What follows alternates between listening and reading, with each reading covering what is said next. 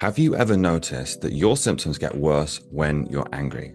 Or maybe after an argument or after you've swallowed something you really wanted to say? And if you have, you're definitely not alone. And then what happens after? Maybe you tell yourself it's just a flare, or that your body is broken, or that this illness is just unpredictable. Whatever it might be, you tell yourself a story that keeps you stuck. Deep down, something feels connected between the emotion and the symptom.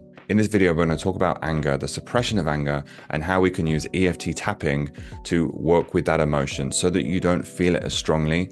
And it will be really interesting to see when you do that, what impact it has on your symptoms without pressure of needing to change anything, just by being open and curious and working with anger in this way through the lens of EFT. I'm excited for you to learn this and share this with you today. So stay tuned and let's see where we go. Now, when I was at my worst, when I wasn't leaving the house for nearly 2 years, my pain would spike after every conflict, or when I'd avoid a difficult conversation, which I thought could be potentially a conflict.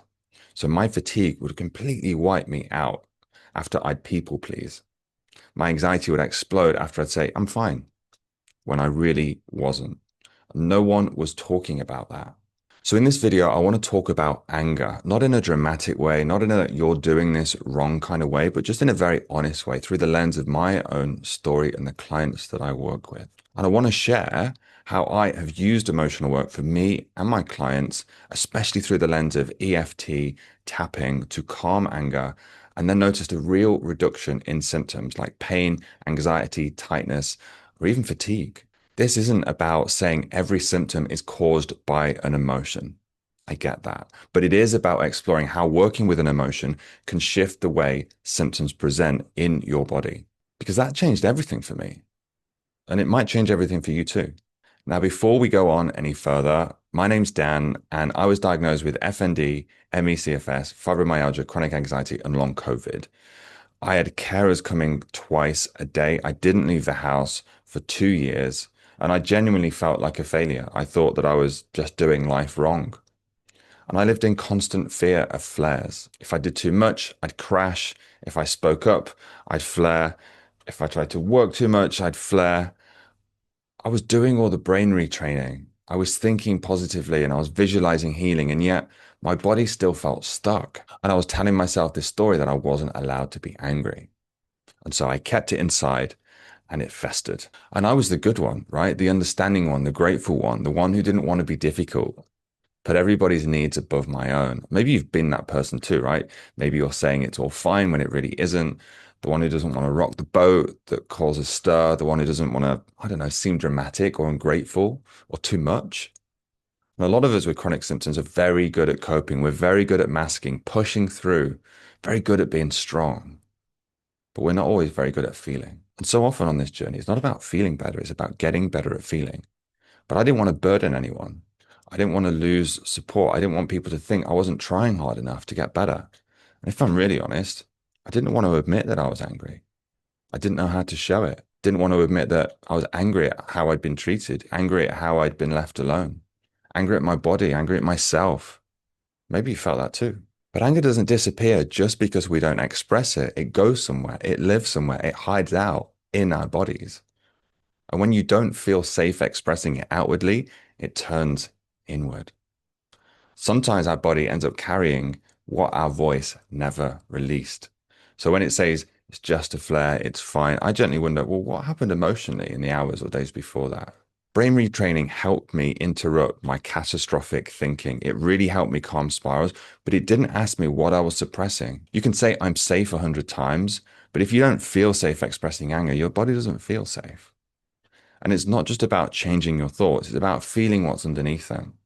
And when I started working with that emotional layer and not bypassing it, things began to shift slowly, gently, 1% at a time. And if this is resonating with you and you're thinking, oh, that's actually me. I make videos like this every week about the emotional side of chronic symptoms, nervous system regulation, identity shifts, the stuff that often gets missed. So subscribe, like, share, so you don't miss the next one, okay? Because this conversation really matters. Let's get on with the video. So instead of just talking about this, I want you to test it out with me. We're going to gently work with anger, not trauma, not the biggest thing in your life right now, just something mildly irritating. And just remember, this is educational, okay? This is not medical advice. Only continue if you feel emotionally safe. This is about you being responsible, okay? And if anything feels overwhelming, pause, slow down, get support, okay? So just be aware of that. I want you to be safe. Okay, nice. So we're just going to take a moment to come within and just slow down. So get comfy. If it feels good to close down your eyes, do that now. Take a slow breath in through your nose and a longer exhale out. Nice. And another one in through the nose and a longer exhale out. We'll do one more of those. Nice inhalation. Lower ribs expanding. And then a nice long exhale. Beautiful. Just letting your shoulders drop if you feel any tightness. Same with your jaw. Maybe place one hand on your chest. And just think of something mildly irritating for you right now. And just notice where you feel that in your body. Where do you feel this frustration or this anger? And just give it a number out of 10. And now we're going to work around the points. We're going to start with our setup phrase. Tapping on either hand. Even though I feel this anger, I acknowledge that it's here right now. Even though I feel this anger, this is just what I'm feeling right now, and it's okay to feel this way. Even though I'm feeling all this anger, I love and accept myself anyway. Now for you, it might be hard to say those words. And if it is, then try this one. Even though I feel all this anger, I'm opening to more kindness towards myself in this moment.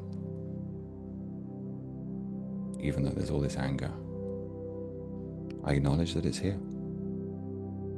Okay, so just play with those when you do your own practice. Inside of the eye, all this anger. Outside of the eye. Maybe I've been holding it for a long time. All this anger in my body. Top lip. Feels like a tightness. Feels like bracing. This anger in my body. Maybe this body has been holding this anger for so long. All this anger in my body. Beautiful. Bring your hand down to your chest. Take a nice breath in. Nice breath out.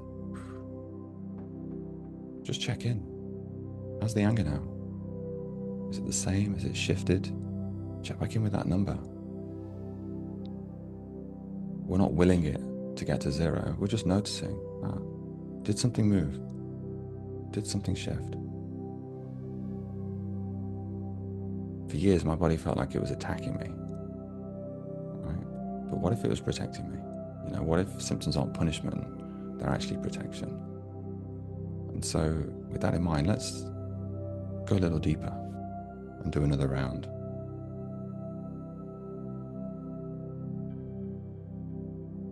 Even though there's still some remaining anger, and it's still here in my body, it's okay to feel this anger right now.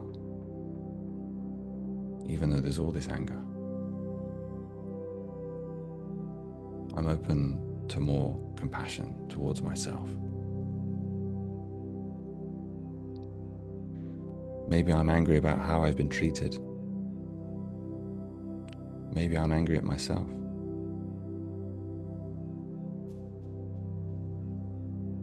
Maybe I've been trying so hard to be good. Maybe I just didn't know how to express this anger. All this anger in my body. All this anger in my mind. Maybe my body's been shouting what I wouldn't say. Maybe I've ignored my boundaries. Again, hand down to your chest, take a breath. Just notice what's changed. Maybe checking in with that score. Just noticing what you notice. Well done. You're doing really good. We're just going to do one final round now. Even though there's still some remaining anger, I'm opening to more self-compassion. Even though there's part of me that still feels angry right now, I love and accept myself anyway. Even though there's still some remaining anger, it's okay to acknowledge this part of me, and I accept it. All this remaining anger outside of the eye, maybe it doesn't make me bad. This remaining anger, I choose to be kinder to myself. This remaining anger, my body is not my enemy. This remaining anger, I choose to listen instead of suppress. Beautiful. Hand down to your chest, take a breath, close your eyes. Long exhalation. Well done. Not every symptom has an emotional root cause. That's not what I'm saying, but every emotion influences the nervous system, okay? And if we never look at the emotional layer, we miss a really big piece of the puzzle. So healing for me wasn't about just becoming positive. It was about becoming honest with myself and with those around me. And if this resonated with you, I'd genuinely love to know what you noticed during this practice. Leave it in the comments down below. I'm going to read and reply to all of them. And if you want a free training on how to integrate this in the overall energy reset strategy that I teach clients, comment energy down below and I'll send that to you completely free. This isn't about calming anger once. It's about changing your relationship with emotion in general, becoming more aware and then knowing how to move through that. So if you found this useful, like the video, subscribe, and I'll be sharing much more over the weeks and months and years to come. You're not broken. Your body has just learned to protect you in the way that it's doing. Even if you notice 1% shift today, that is really special. Thank you so much. I hope this has been useful. As I say, follow along for more. Let me know what came up for you in the comments down below. Don't forget that free training. Take care. See you in the next one.